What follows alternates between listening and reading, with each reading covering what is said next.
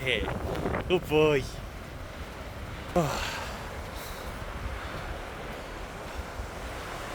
Lá féile Stefan a Cara. Happy Stevens' Day, my friends. Sorry, just clean that camera. Just in for a swim there and off on a walk with this little beaut. Nearly took me out on the way down. It's getting really strong. Boy. But yeah, I kind of finished talking about it there. Been a good Stevens' Day, and I was just going to carry on from that video that I made. By far my most popular one, as I was saying, and it just shows you that I'm not making this up. This isn't bullshit, you know. This is affecting a lot of different people. Thought I'd make a video down by the beach, you know, a little more upbeat.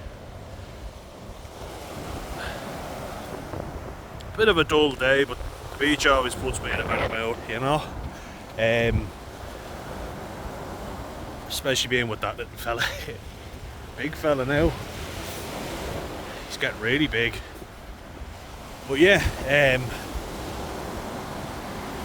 I think like it's directly affected. Like if I'm going to be a mental health channel, as I said from my very first video, like I'm giving an Irish voice to it, an Irish perspective. You know, like it's not as if there's an awful lot of people out there who are talking about the mental health aspect of it. There's a few, now I will give credit, but a lot of these people talking are American or English or Australian. And look, that's fine. Not judging either way. I think the more people that talk about it, the better. And there's a lot of American people that have supported this channel, so thank you very much, guys. Appreciate it. Let us know your thoughts on the current state of affairs with the politics going on over there at the minute. Are you a Trump or a Kamala supporter? I'd love to know. I'd love to get your thoughts on the whole election as well, because that was certainly interesting. The whole world was watching that one. I've never been so interested in politics in my life. But bringing things back to home, I think that might be a good direction to go, because you look at all the factors that play a role. Mental illness, yeah, that's a real thing. That runs in families for sure. Definitely. But environmental factors play a huge role. And I think more than anything, like, what plays a role in it is not having a sense of value in your own culture. You know, feeling like your culture is being eradicated and nobody cares about it. Feeling like you don't have a sense of who you are. Like I talk about borderline personality disorder and this, and that's one thing really. Like that's something that you link, you know, that's a mental illness. But imagine if you have a whole entire young generation of people who don't have a sense of identity.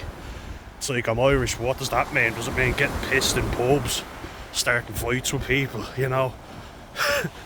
Screaming, yeah bro, all that shite, you know, all these yup bros that's what they're called. Are we just going to be synonymous with Conor McGregor, violence, drinking all the time? I think that stereotype is fucking outdated, isn't it?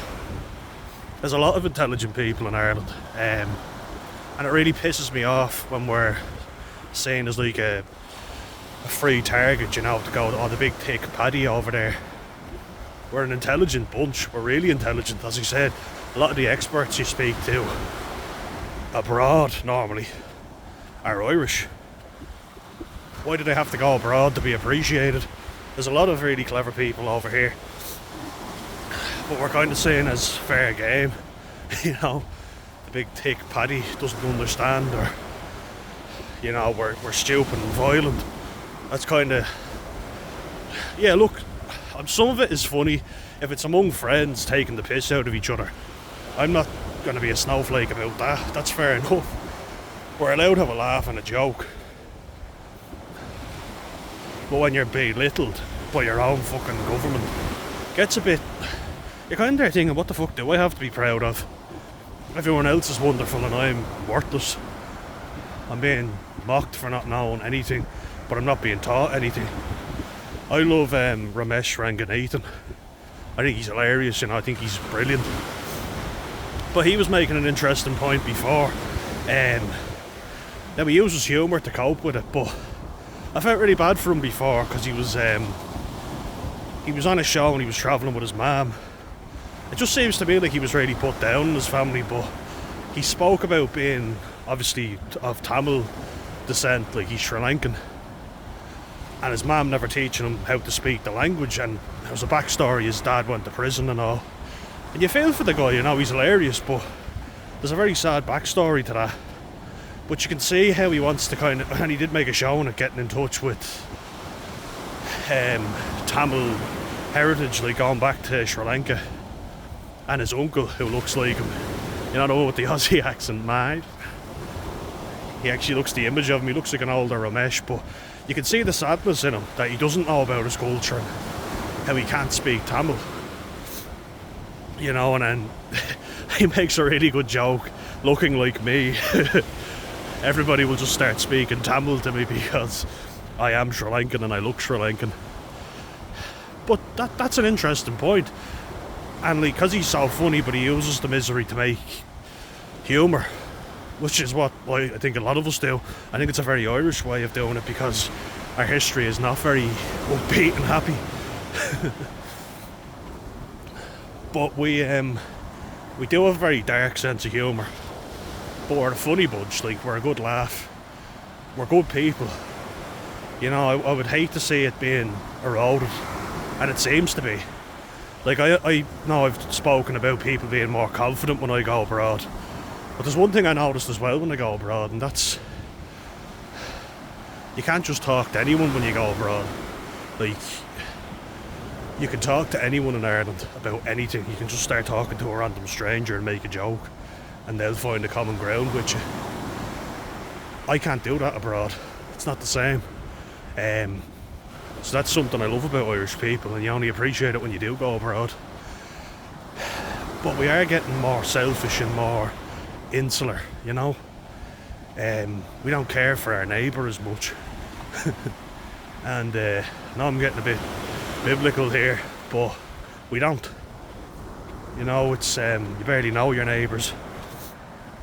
We don't have that same warm, friendly culture that we used to have. Even when I was a kid, like being autistic, growing up in Ireland, there's a lot of sarcasm, so you better get used to it. I definitely got used to it eventually. Took me a while, but I got there. Can't grow up in Ireland and not master the art of sarcasm and being a smart arse. But it's something I love about us, you know. And I love Irish pubs. I never have been a nightclub person. Prefer going to a pub, like a traditional Irish pub, having a laugh with a few friends. That's my kind of thing, you know. Met a new friend. Let's see him now. Good boy. There you are.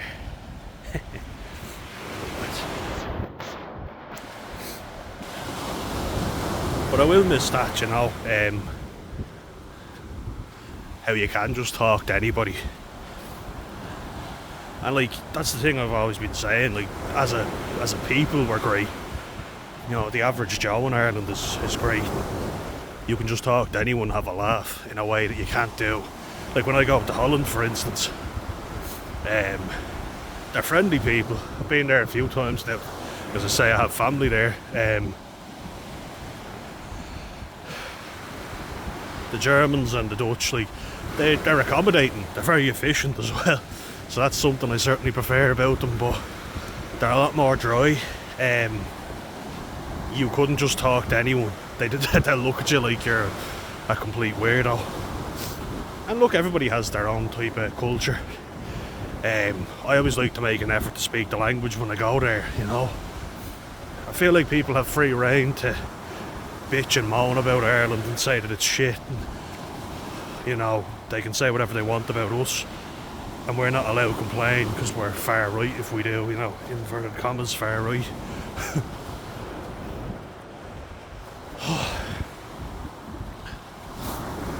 But yeah, like,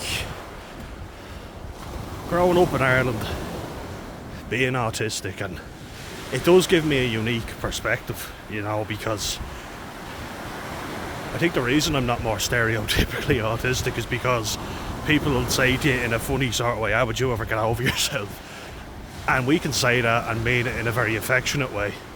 Where else could you say that where people wouldn't get offended? I love that about us. Like, people will go, Jays, you're an awful miserable prick, would you ever cop on to yourself? And then we'll be shaking hands and laughing the next second, and I'll be just roaring laughing at the fact that they've said that to me. Wasn't always the case, you know. I used to be very serious, still am in some ways, but nah, it will be something if I do go abroad that I'll miss about us, for sure. It's sad really, but yeah, no, it's something I'm going to talk about. I'm going to review your guys' comments, what you were saying. I think it's important that we hear yous all out. The people have spoken, you know, they've had their say. 112 comments, over 50 likes, 1,300 views so far, and growing by the looks of it. So it's obvious that this is a topic that really hit home with everyone. And while I'm not glad it's happening, I'm glad that I'm not alone, you know. Nothing worse than feeling alone and nobody else understands. So thanks guys for your comments. I found it really helpful. Most of them were positive, you know, but sure, I'll be reviewing them anyway soon. Getting a bit dark now, I know, but look, screw it. For some reason the flash isn't working on my phone. It's working in one lens and not the other. So never mind about that. But one thing, like, I'm making a gratitude journal recently, just all the things I'm grateful for, and not to get too philosophical on you, but like, everything happens for a reason. That's an interesting point, and I definitely believe that. Like, I've been getting some negative comments now. I have to say it's mostly positive. The positive comments outweigh the negative, and I've even had people defend me in the comment section, which I'm very happy about. Thank you guys, really appreciate it. Can't tell you how much I appreciate it. If I could like your comment 20 times, 100 times, I would. But having experienced all the bullshit I did as a kid, and all the slagging and people trying to wind me up and put me down, and, you know, like, people basically ganging up on me and saying, oh, you're shit at rugby, you're thick, you know, you're stupid, you're not as great as you think you are. Trying to just belittle my achievements and go, oh, you're the only one that actually felt sorry for you. Lots of people belittling me and talking down to me, teachers, like adults included. You know, it wasn't as if it was just kids. But whenever I do well in something, people would belittle my achievements, but they would hone in on my mistakes. Be like, ah, yes, you're fucking shit, you know. A lot of people who aren't even brave enough to go out and play rugby would be saying stuff to me. I'd be there thinking, yeah, you're a little coward, like, you don't play. But as I said, didn't have a strong support network, so people were able to say stuff to me, and I didn't have anyone fighting in my corner. So majority rules, as they say. It's very easy to be part of the majority and just to shit all over the little guy. You know, it takes guts to put yourself out there and to be brave and say, I don't agree with this, and I'm going to say why.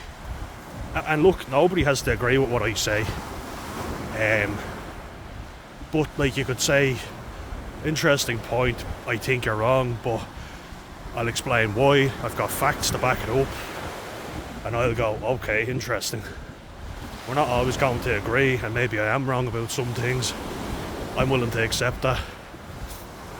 But for people to come out and just say what you're doing is stupid, or this doesn't make any difference, this is pointless, like that I have a problem with, and I'll let you know about that.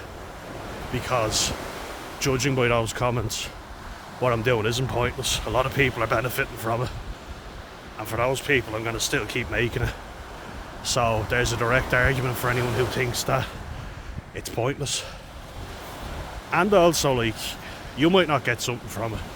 That's fine. You don't have to watch it. And if you don't agree with something I've said, let me know why. Have a debate. Someone even said in the comments, like, moving abroad. I think I'll leave that for the review, but there were a few interesting points that weren't necessarily agreeing with me, but were respecting me and going, okay, don't agree with you, but here's why. And for that, like, I'm like, yeah, no problem. Good point. I might have gotten it wrong, but thank you for debating me and not just ripping my head off and going, oh, what you're doing is stupid, you're stupid, give this up, it's a waste of time. What do you know? All these things. But as I say, having people giving me a hard time has actually helped me. I have grown a thicker skin. I would have questioned myself for weeks when someone said any negative thing to me. So sensitive to criticism. Now I just think, well, what have you got to contribute? A lot of the people giving the most negative comments have no videos, barely any subscribers. So they can't be judged on anything. Exactly like I was saying to you, about that covert narcissist type thing, the man in the arena. If you don't have anything up yourself and you do nothing, there's a quote by, it's either Aristotle or Socrates, one of those great Greek philosophers, and I really like it. I think it's brilliant. I thought to myself, it was a bit scary at first, but it's very true.